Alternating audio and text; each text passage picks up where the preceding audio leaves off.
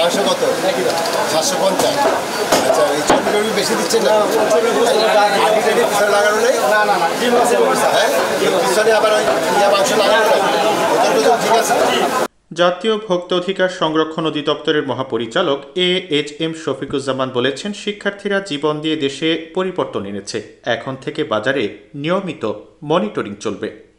কাজেই পরিবর্তন নয়, গোড়া থেকে সিন্ডিকেটকারীদের নির্মূল করতে হবে। শুক্রবার নিত্য প্রয়োজনীয় পণ্যের মূল্য স্থিতিশীল ও সরবরাহ স্বাভাবিক রাখার লক্ষ্যে ঢাকার শান্তিনগর বাজারে তদারকি কার্যক্রম পরিচালনাকালে সাংবাদিকদের সঙ্গে কথা বলেন ভোক্তা ডিজি। এ সময় ভোক্তা ডিজি বলেন, এখন থেকে বাজারে নিয়মিত মনিটরিং চলবে। ভোক্তা অধিকারের সঙ্গে বাজার মনিটরিং কার্যক্রমে শিক্ষার্থীরাও যোগ দিতে পারেন। আমাদের যে আবু সাইদ, সে বুক পেতে দিল, সে তার জীবনকে উৎসর্গ করলো এবং আমাদের জীবন সবচেয়ে মূল্যবান। সেখানে কত 400-500 মানুষ মারা গেল।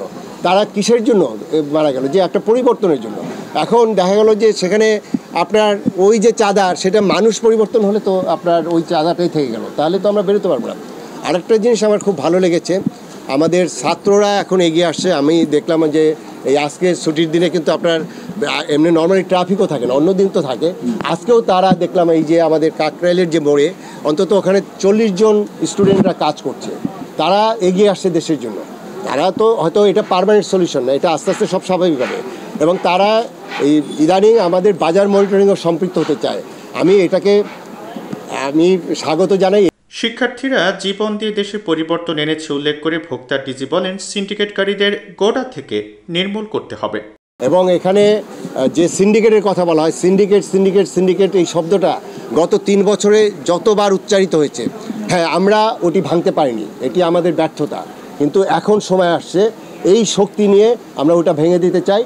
এই শক্তি নিয়ে আমরা যেটা আমাদের আইন অনুযায়ী বাজারে মূল্য তালিকা টানানো থাকবে, এই বিষয়গুলো ইন্ট্রোডিউস করতে চাই। এখানে মাছের বাজারে গেলাম, আমরা এর আগেও কিন্তু বিভিন্ন অভিযান করেছি। সেখানে একটা ছোট দোকানে, মাছের দোকানে আপনার 4টা কালার লাইট দেওয়া, এগুলো এক ধরনের প্রতারণা। এই জিনিসগুলো বন্ধ করতে হবে। এই কারণে আমি এখানে যারা স্থানীয় বাজার কমিটির ব্যক্তিরা আছেন, আমি তাদেরকে যে জিনিসটা আমি অনুরোধ জানাচ্ছি, এখন আমরা কিন্তু আমরা অ্যাকশনে যাব। অর্থাৎ বাজারের শৃঙ্খলা ফিরিয়ে আনতে হবে এবং সেই শৃঙ্খলা যে ক্ষুদ্র ব্যবসায়ী যেমন ফিরিয়ে আনবে, তার থেকে কিন্তু আপনাদের একটা বড় দায়িত্ব আছে।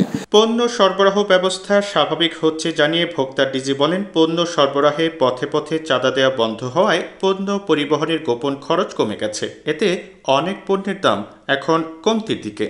আমি কালকে শ্যামবাজারে গিয়ে যেটা দেখলাম, শ্যামবাজার থেকে একটা ট্রাক আপনার কারণ বাজার, এটা মাত্র 6 থেকে 7 বা 8 কিলোমিটার দূর। সেখানে ওই ট্রাক ড্রাইভারকে আপনার 3টা পয়েন্টে চাঁদা দিতে হতো। সেটি হলো যে তিনি যে গুলিস্তান পর্যন্ত ক্রস করার সময় সেখানে সিটি কর্পোরেশনের স্লিপ দিয়ে তাকে 100 টাকা দিতে হতো। সোনারগাঁর মোড়ে সেখানে আরেকটা সিটি কর্পোরেশনের স্লিপ দিয়ে 50 টাকা নিতে হতো। এবং কারণ বাজারে ঢুকতে গেলে ওই ট্রাকে আপনার 100 টাকা চাঁদা দিতে হতো এবং এটি টোটালি অবৈধ। এখন ওই ট্রাক ড্রাইভার যেটি বললেন, উনি 20 কেজির একটা পেঁয়াজের যে বস্তা বা আদার বস্তা, সেটি তারা 11 টাকা চার্জ করতো, সেটা আগেও চার্জ করতো। এখন তাকে এই চাঁদা দিতে হয় না।